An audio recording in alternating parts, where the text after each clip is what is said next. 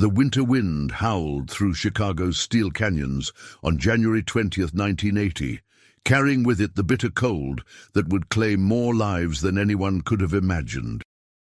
As snow blanketed the windy city, 31-year-old Norman Grasser walked out of his Chicago life and into a mystery that would endure for over 4 decades.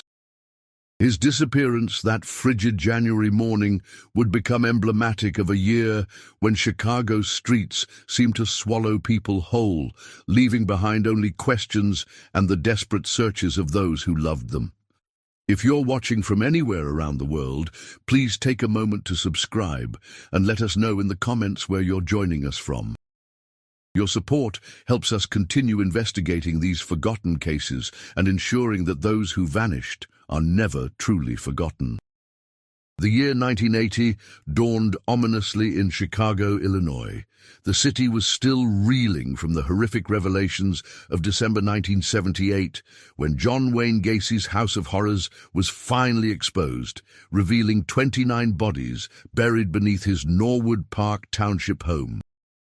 The psychological trauma of that discovery had not yet healed when new disappearances began occurring throughout the metropolitan area, creating an atmosphere of fear and suspicion that permeated every neighborhood from the Gold Coast to the South Side. Chicago in 1980 was America's second-largest city, home to nearly 3 million people within its city limits and over 7 million in the greater metropolitan area. It was a city of stark contrasts, gleaming downtown towers, casting shadows over decaying neighborhoods, wealthy enclaves bordering areas plagued by poverty and crime.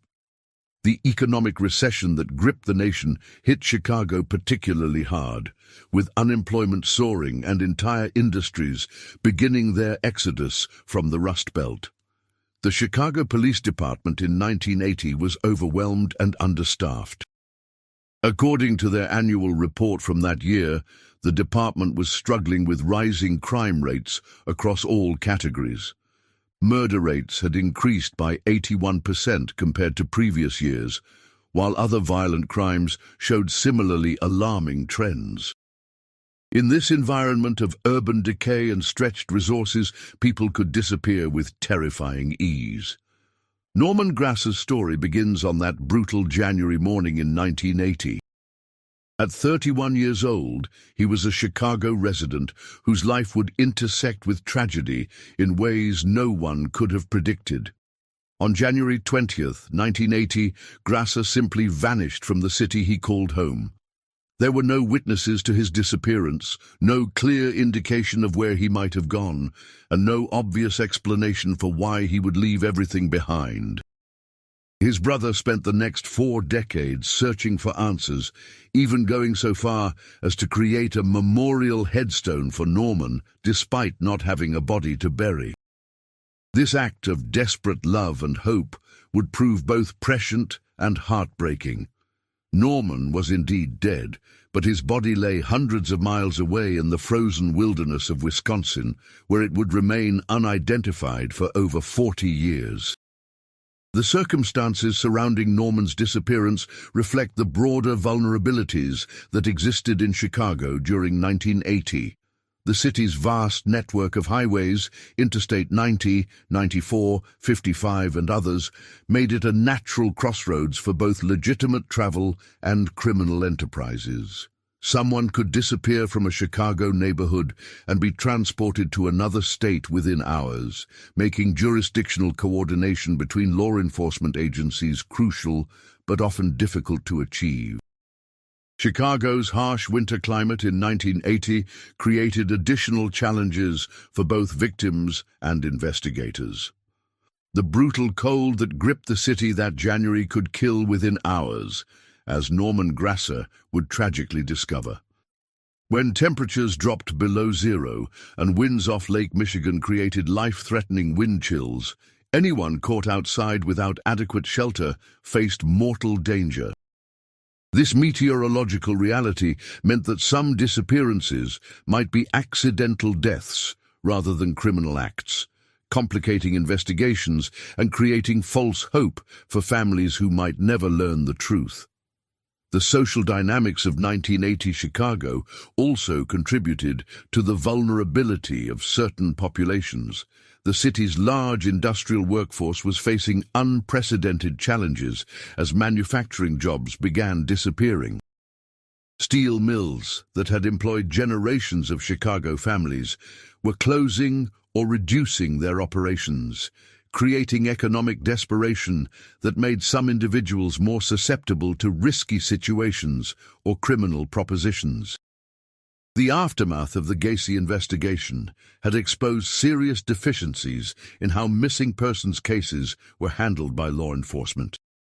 Many of Gacy's victims had been missing for months or years before their bodies were discovered, and in several cases, police had failed to adequately investigate their disappearances when they were first reported. The revelation that so many young men had vanished without proper investigation prompted soul-searching within the Chicago Police Department about their procedures for handling missing persons cases. However, systemic change was slow to come. In 1980, the investigative tools available to Chicago police were limited by technology and resources that seemed primitive by today's standards. There were no computerized databases for tracking missing persons across jurisdictions, no DNA analysis for identifying remains, and limited ability to coordinate with other law enforcement agencies. Communication between different police departments often relied on telephone calls and physical paperwork, creating delays that could be crucial in time-sensitive investigations. The Chicago metropolitan area's sheer size and complexity created additional challenges for investigators. The city proper was surrounded by dozens of suburban communities, each with their own police departments, jurisdictional boundaries, and investigation protocols. Someone could disappear from Chicago and end up in neighboring Cook County, DuPage County, Lake County, or even across state lines in Indiana or Wisconsin, where the case might fall through bureaucratic cracks. Chicago's position as a major transportation hub made it particularly attractive to criminal enterprises operating on a regional or national scale. O'Hare International Airport was one of the busiest in the world, providing connections to cities throughout the United States and internationally. Union Station served as a major railroad hub, while the city's extensive highway system provided direct routes to every corner of the country. For traffickers or serial predators, Chicago offered unparalleled opportunities to transport victims quickly and efficiently across vast distances.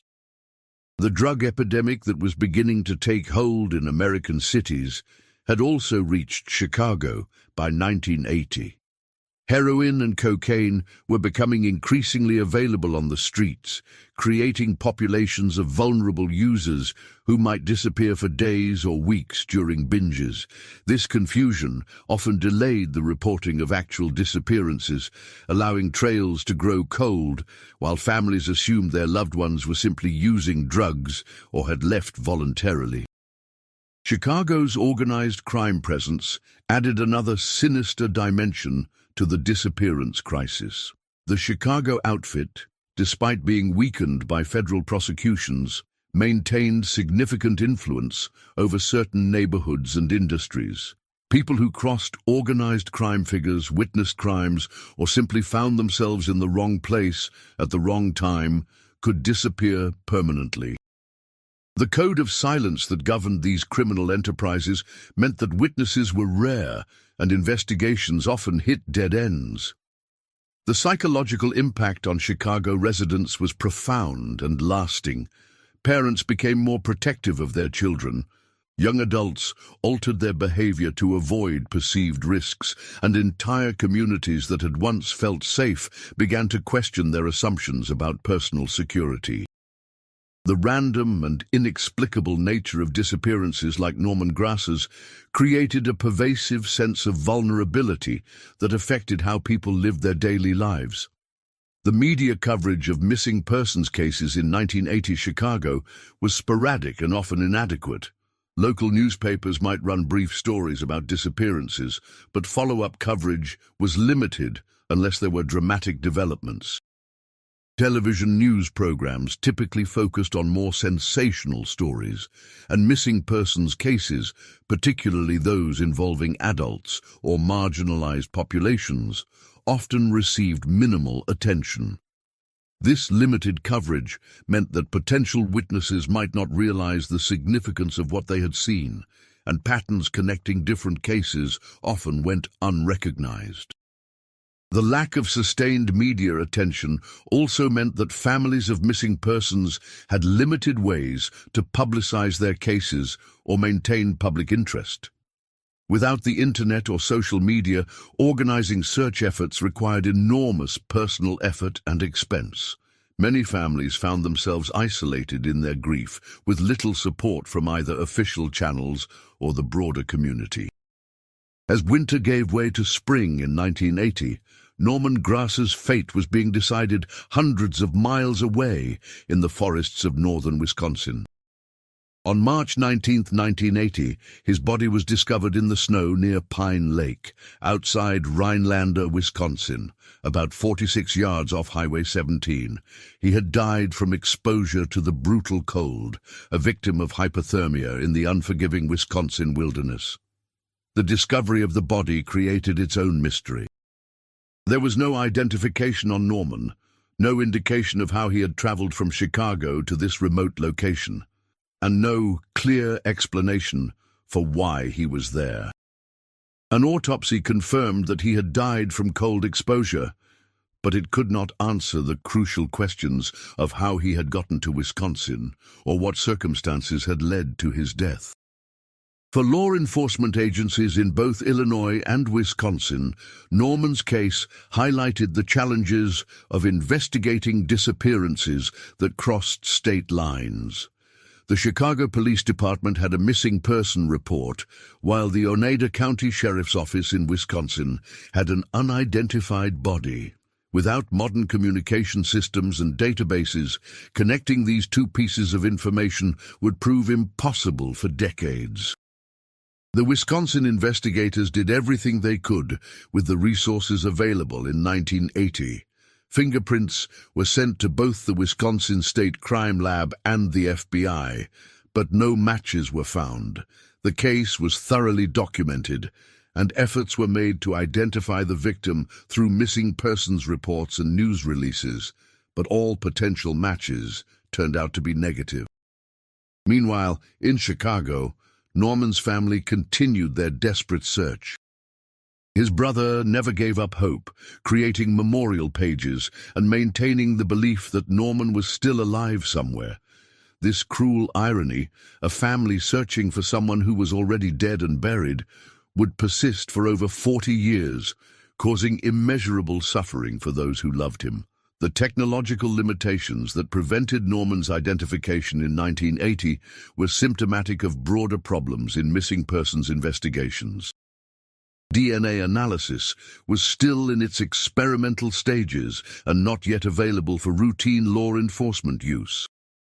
Forensic anthropology was a developing field, and the techniques for analyzing skeletal remains were far less sophisticated than they are today. Computer databases for tracking missing persons and unidentified remains simply did not exist. These limitations had profound consequences for families dealing with missing loved ones. Without modern forensic tools, many cases that might be solvable today remained permanently cold. Families were left to wonder and search indefinitely, never knowing whether their loved ones were alive or dead, suffering or at peace. The investigation into Norman's disappearance also revealed the social conditions that made certain populations particularly vulnerable in 1980 Chicago. Economic instability, limited social services, and inadequate mental health resources created situations where individuals might make desperate decisions or find themselves in dangerous circumstances. The recession that gripped Chicago in 1980 had displaced thousands of workers, creating populations of transient individuals who might not be missed immediately if they disappeared. Chicago's vast urban landscape provided countless opportunities for both accidental deaths and criminal activity.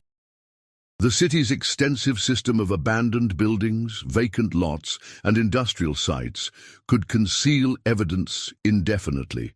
Bodies might be disposed of in locations that would never be searched, or victims might suffer accidental deaths in areas where they would not be found for years or decades.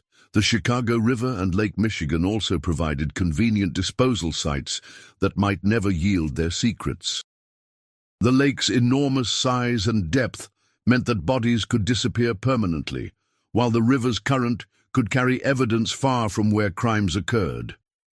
These geographic features made Chicago particularly challenging for investigators trying to solve disappearance cases. As 1980 progressed, other disappearances occurred throughout the Chicago metropolitan area, each one adding to the growing catalogue of unsolved cases that would haunt the city for decades to come.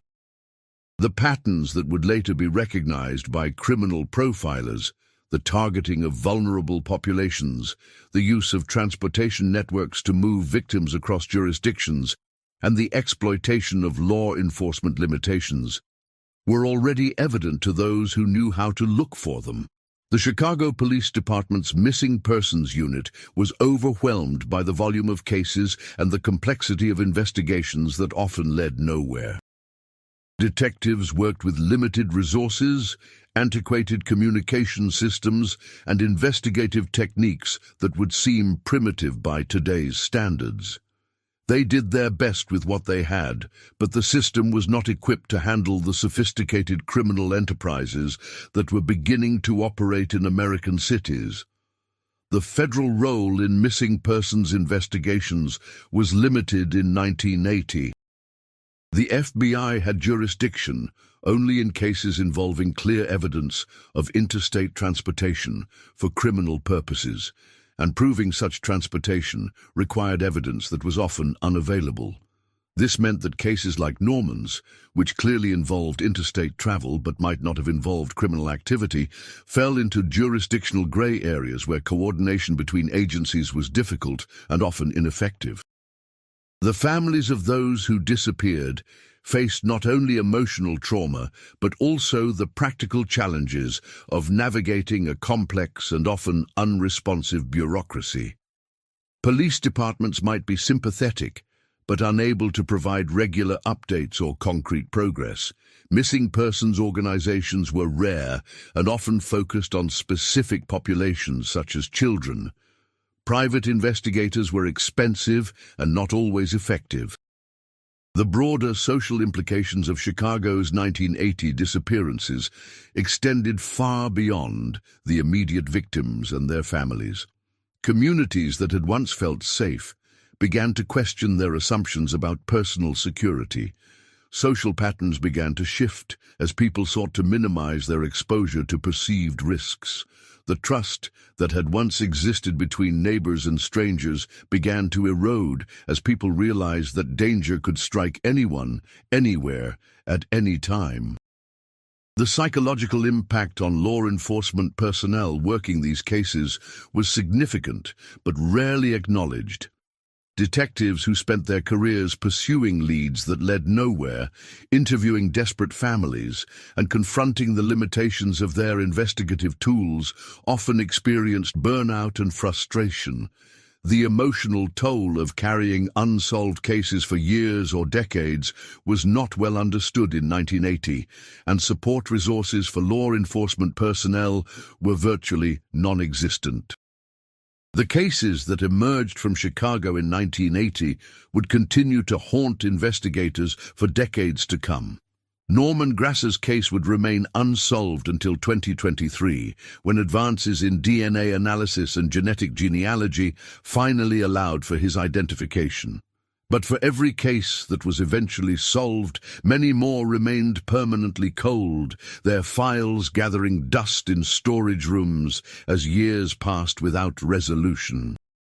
The technological advances that would eventually revolutionize missing persons investigations, DNA analysis, digital communications tracking, computerized databases, and satellite surveillance were still years away in 1980. The families waiting for answers would have to endure decades of uncertainty before these tools became available to law enforcement.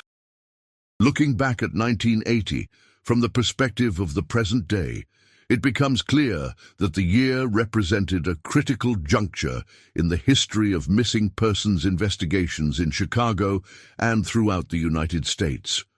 The combination of urban decay, limited investigative resources, and increasingly sophisticated criminal enterprises created conditions that allowed predators and traffickers to operate with relative impunity.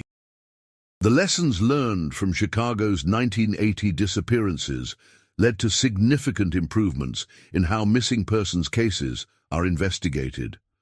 The recognition that cases might be connected across jurisdictional boundaries led to better information sharing between agencies. The understanding that certain populations faced particular risks resulted in targeted prevention programs. The realization that families needed better support during investigations led to the creation of victim services programs that provide ongoing assistance throughout the investigative process. However, these systemic improvements came too late for Norman Grasser and the others who disappeared in 1980. Their cases became cautionary tales about the importance of adequate resources for law enforcement, the need for better coordination between agencies, and the devastating impact that unsolved disappearances have on families and communities.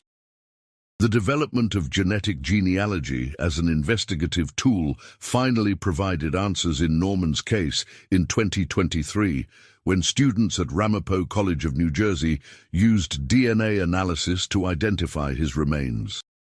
The irony was not lost on investigators that it took college students using modern technology to solve a case that had stymied law enforcement agencies for over 40 years.